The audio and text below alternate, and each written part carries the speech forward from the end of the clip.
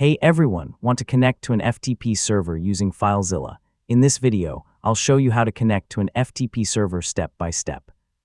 Yeah, whether you're uploading website files, managing server folders, or transferring data, this guide will help you create a connection easily. First, open FileZilla on your computer. Once the program launches, you'll see the Quick Connect bar at the top and the local and remote file panels below. This is where you can manage files between your computer and the FTP server. Next, collect your FTP login details from your hosting provider or server administrator. You will need information like the host address, username, password, and port number to connect successfully. Now enter your server details into the Quick Connect fields at the top of FileZilla. Add the host address, your username, password, and the correct port number if required. Entering the correct details is important for a successful connection. After filling in the information, click the Quick Connect button. FileZilla will attempt to connect to your FTP server and display the connection status in the message area.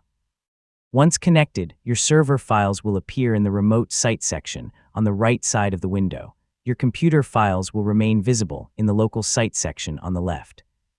To test the connection, try uploading a small file from your computer to the server or downloading a file from the server to your computer. This confirms that the connection is working properly. If FileZilla cannot connect, check your username, password, host address, and port number.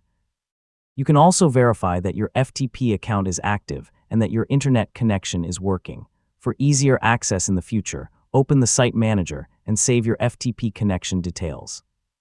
So you won't need to enter the same information every time you want to connect, and that's how you connect to an FTP server with FileZilla.